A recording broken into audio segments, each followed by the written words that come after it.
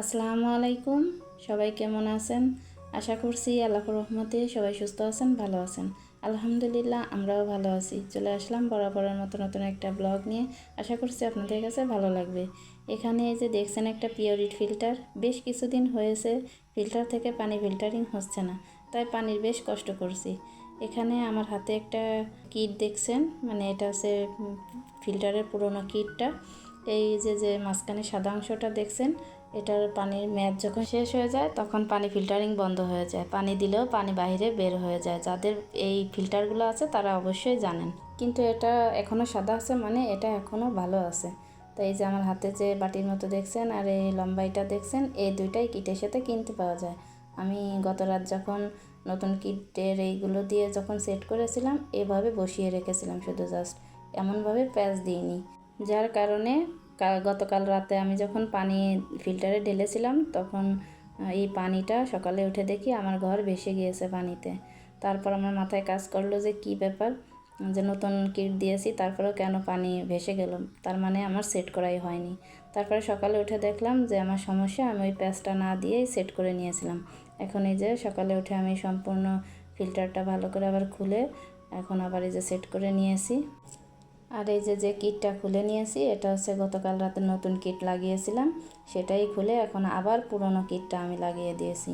যেহেতু আমার নতুনটাতেই পানি বের হয়ে গিয়েছে, সেহেতু বুঝলাম তাহলে কিটটা আমার ভালোই আছে, পুরনোটাই আগে লাগিয়ে নিই।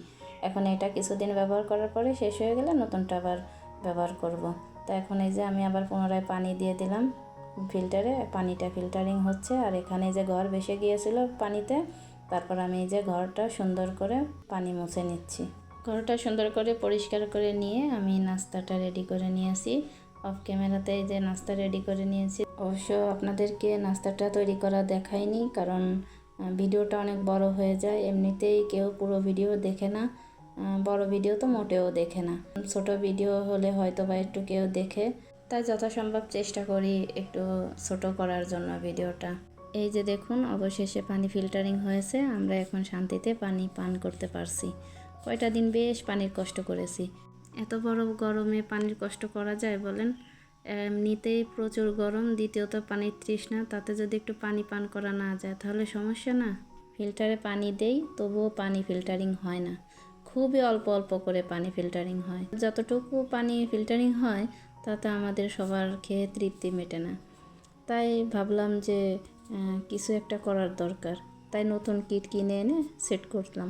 কিন্তু সেট করলে কি হবে, সেই পুরনটাই আবার ব্যবহার করছি, নতুনটাই রেখে দেওয়া লাগছে। যাই হোক, নাস্তাটা করার পর এই যে একটু বসেছি। তারপরে যে আমার মেয়ে বলছে, আম্মু কিছুদিন আগে এই বইটা কিনে এনে দিয়েছিলাম, এখনও বলছে আম্মু এই বইয়ের না কিছু পাতা নেই।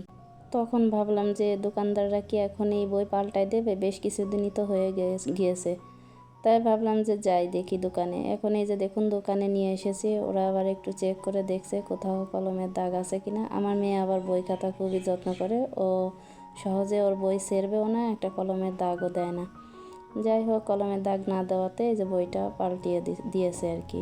তা এখন এই যে বাসায় নিয়ে এসেছি, এখন মেয়েকে দেখাচ্ছি 238 পাতা থেকে 271 পাতা পর্যন্ত ছিল না, তাই এখন এই যে দেখাচ্ছি আমি যে 39, 40 পাতাগুলো ঠিক আছে। যাই হোক, বইয়ের সমাধান হয়েছে আর কি, এখন একটু শান্তিতে পড়ালেখা করতে পারবে। তারপরে এই যে বেশ সময় পার হয়ে গিয়েছে।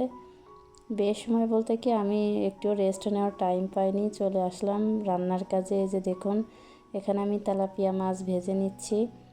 অবশ্য আজকে কোনো ভুনা করব না, কুমড়া দিয়ে তেলাপিয়া মাছ দিয়ে ঝোল করে, মানে পাতলা ঝোল করে রান্না করে নেব আর কি। প্রায় তো আপনারা দেখেন যে আমি বেশিরভাগই কুমড়া দিয়ে মাছ দিয়ে ভুনা করে নিই, কিন্তু আজকে অবশ্যই একটু পাতলা ঝোল করে নেব। তাই যে দেখুন, আমি এখন পেঁয়াজটাকে ভেজে মশলাটাকে একটু সুন্দর করে কষিয়ে নিয়ে এখন কুমড়া দিয়ে দিলাম। কুমড়াটাকেও এখন মশলায় সুন্দর করে কষিয়ে নেব। তারপর হলুদ লবণ দিয়ে ভালো করে নেড়ে চেড়ে আমি পানি দিয়ে দিব। আমি জানি না আমার এই ভিডিওটি কে কে এই পর্যন্ত দেখতে দেখতে চলে এসেছেন। আপনাদেরকে পুরনো কথা আবার একটু মনে করিয়ে দিতে চাই যে আমার ভিডিওটি যদি ভালো লেগে থাকে প্লিজ একটা লাইক কমেন্টস করে যাবেন। আপনাদের একটা লাইক আমার ভিডিওটি অন্যের কাছে পৌঁছে দিতে সাহায্য করবে। আর যদি ভিডিওর কোথাও কোনো অংশে বেশি ভালো লেগে থাকে তাহলে প্লিজ আমার চ্যানেলটি সাবস্ক্রাইব করে দিবেন। সাবস্ক্রাইব করে পাশে থাকা বেল বাটনের অল অপশনটি প্রেস করে দিবেন, যাতে আমি কোনো ভিডিও ছাড়ার সাথে সাথে আপনাদের কাছে নোটিফিকেশন চলে যায়। আর যারা অলরেডি করে দিয়েছেন আপনাদের সবাইকে অসংখ্য ধন্যবাদ। যাই হোক, আপনাদের সাথে কথা বলতে বলতে আমার তরকারিটা রান্না করা হয়ে গিয়েছে। আমি একটা বাটিতে তরকারিটা ঢেলে নিয়েছি। ভিডিওটি এখানেই শেষ করব। দেখা হবে নতুন কোনো ভিডিওতে। ততক্ষণে ভালো থাকবেন, সুস্থ থাকবেন। আল্লাহ হাফেজ। আসসালামু আলাইকুম।